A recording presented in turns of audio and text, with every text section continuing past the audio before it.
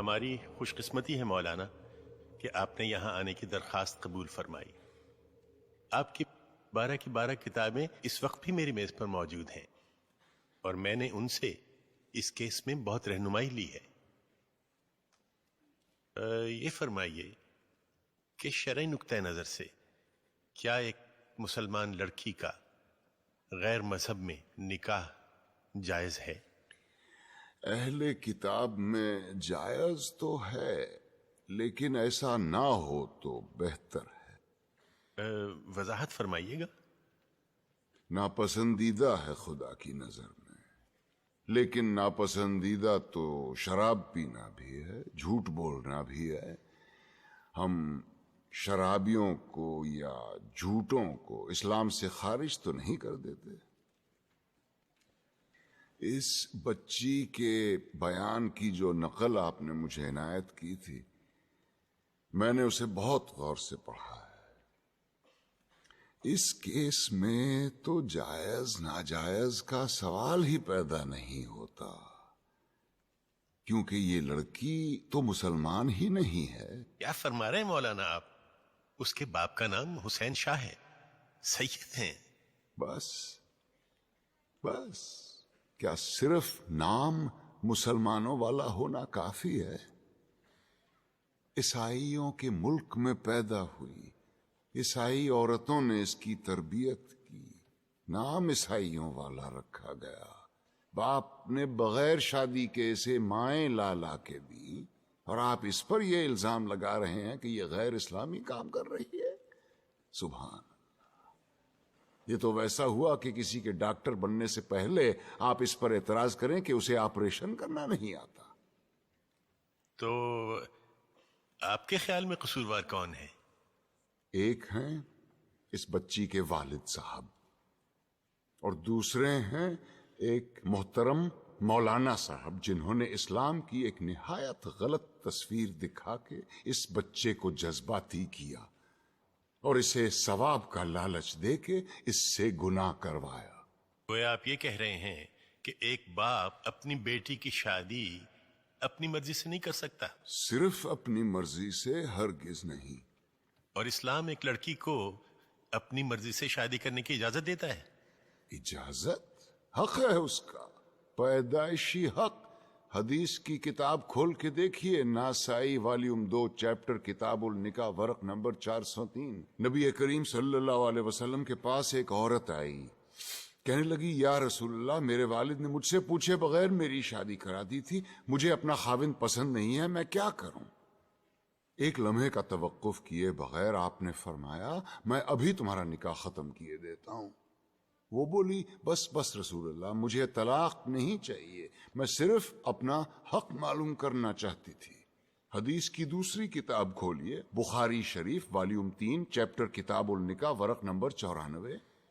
خنسا بنت خزام کہتی ہیں میرے والد نے مجھ سے پوچھے بغیر میری شادی کرا دی تھی، مجھے خاوند پسند نہیں تھا، میں رسول اللہ کے پاس گئی، انہوں نے فوراً وہ نکاح منسوخ کروا دیا. لیکن مولانا آپ یہ کیوں اپریشیٹ نہیں کر رہے ہیں کہ حسین شاہ نے کس مقصد کے تحت اپنی بیٹی کی شادی کی تھی؟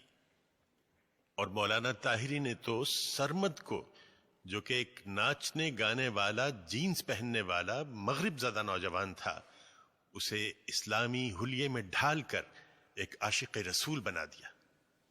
حلیہ؟ اسلامی حلیہ اور گانا بجانا یعنی موسیقی، دونوں بہت اہم موضوع چھیڑ دیے ہیں آپ نے. پہلے آئیے موسیقی کی طرف. دلائل کا ایک انبار ہے میرے پاس موسیقی کے حق میں، لیکن میں صرف ایک دلیل دینا چاہتا ہوں جس کے بعد دوسری کوئی دلیل ہو ہی نہیں سکتی. آپ یہ بتائیے کہ آج تک دنیا میں پیغمبر کتنے اتارے گئے؟ جی 1,24,000. اور ان 1,24,000 میں سے کتابیں کتنوں پہ نازل ہوئیں؟ جی صرف 4 پر. گویا یہ تو طے ہو گیا کہ یہ 4 باقی 1,23,996 پیغمبروں سے زیادہ برگزیدہ ہیں. بے شک. ان چاروں کو اللہ نے معجزے عطا کیے. حضور کا سب سے بڑا معجزہ قرآن شریف.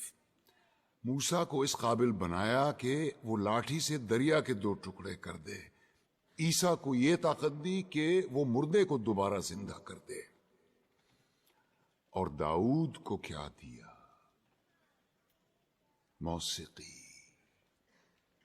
ایسی سریلی آواز اور راگوں اور سازوں پر اتنا عبور کہ سر لگائیں تو پہاڑ ساتھ گانے لگے. دنیا جہان کے پرندے مدہوش ہو کے آواز کی جانب کھنچے چلے آئیں. زبور اٹھا کے دیکھیے، یہ تک لکھا ہے کہ کن راگوں سے اور کن سازوں پہ گا کے حضرت داؤد الصلاۃ السلام نے خدا کی حمد و ثنا کی. کیا یہ ممکن ہے کہ خداوند کریم اپنی تعریف سننے کے لیے ایک حرام چیز کا انتخاب کرے اور اپنے ایک برگزیدہ پیغمبر کو حرام چیز معجزے میں دے؟ کیا یہ ممکن ہے کہ نبی کریم صلی اللہ علیہ وسلم موسیقی کو حرام بھی سمجھیں اور حضرت عائشہ رضی اللہ عنہا سے یہ بھی پوچھیں کہ برات جس قبیلے میں گئی ہے وہ انصار ہیں اور انصار موسیقی کے بہت رسیا ہوتے ہیں، کیا تم نے برات کے ساتھ کچھ گانے والیاں بھی بھیجی ہیں یا نہیں؟ کیا یہ ممکن ہے کہ وہ موسیقی کو حرام بھی سمجھیں اور ابو موسیٰ اشعری کی قرت سے خوش ہو کر اس سے یہ بھی کہیں کہ لگتا ہے تمہارے گلے میں تو داؤد کا ساز رکھ دیا گیا ہو؟ اب آئیے حلیے کی طرف. آپ نے کہا جینس زدہ نوجوان یا اسلامی حلیہ. افسوس، صد افسوس، ہم نے معاشرت اور مذہب کو آپس میں کیسا گڈ مڈ کر دیا ہے. لباس کا تعلق معاشرت سے ہے، مذہب سے بالکل نہیں. یہ کیسے ممکن ہے کہ ایک ایسا دین جو بقول ہمارے ساری کائنات اور تمام زمانوں کے لیے اتارا گیا، وہ لباس کے لیے کسی ایک خاص یونیفارم پر اصرار کرے؟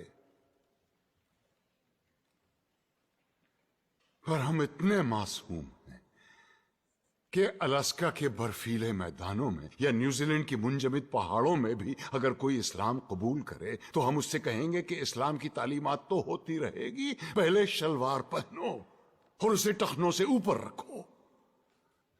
اور یہی رویہ ہمارا داڑھی کے سلسلے میں بھی ہے. لیکن داڑھی تو مولانا آپ نے بھی اتنی لمبی رکھی ہوئی ہے. الحمدللہ، مگر اپنی مرضی سے رکھی ہے. دین نے فرض نہیں کی مجھ پہ. دین میں داڑھی ہے، داڑھی میں دین نہیں. سنت موقدہ ہے، رسول اللہ کی تھی. جو عاشق رسول ہے وہی داڑھی رکھتے ہیں. بالکل درست فرمایا آپ نے، لیکن داڑھی عشق کا آغاز نہیں، انتہا ہے بیٹے. عشق جب انتہا کو چھوتا ہے تو عاشق کا جی چاہتا ہے کہ وہ بھی دکھنے میں اپنے محبوب جیسا بن جائے.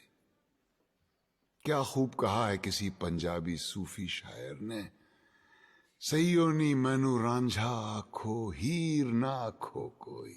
کہیں ہم غلطی تو نہیں کر رہے ہیں کہ عاشق کا پہلا قدم عشق کی آخری سیڑھی پہ رکھوا رہے ہیں؟ کیا وجہ ہے بیٹے کہ اتنے لمبی لمبی داڑھیوں والے 3-3 4-4 حج کیے ہوئے حاجی صاحبان اسمگلنگ کرتے یا جھوٹ بولتے عام نظر آتے ہیں؟ وجہ یہ ہے کہ مجھ جیسے ناسمجھ عالم سارا زور داڑھی رکھنے اور شلوار پہننے پر ہی دیتے ہیں. کہیں ہم غلطی سے عاشق رسول کے بجائے عاشق ابو جہل تو نہیں پیدا کر رہے ہیں؟ کیونکہ داڑھی تو ابو جہل کے بھی تھی، لباس بھی وہی تھا جو رسول اللہ زیب تن فرماتے تھے. ترتیب الٹی ہے بیٹے. پہلے ظاہر نہیں، پہلے باطن کو ٹھیک کرو. اندر آگ لگاؤ، باہر خود بخود آئے گی. ورنہ یہی ہوگا کہ لوگ حرام کی کمائی جیب میں ڈالے حلال گوشت کی دکان ڈھونڈتے پھر رہے ہوں گے۔ اسلام یا میوزک اور اسلام یا پتلون میں سے یا نکال دو۔ یہ مت بھولو کہ اس ملک میں اسلام کی سب سے زیادہ خدمت دو ایسے آدمیوں نے کی ہے جن کے داڑھی بھی نہیں تھی اور جو کوٹ پتلون پہنا کرتے تھے، محمد علی جناح اور علامہ اقبال۔ آج تم بڑے فخر کے ساتھ ان دونوں کے نام کے ساتھ رحمت اللہ علیہ لکھتے ہو۔ مقدمے کا فیصلہ کل سنایا جائے گا۔ It's Daddy.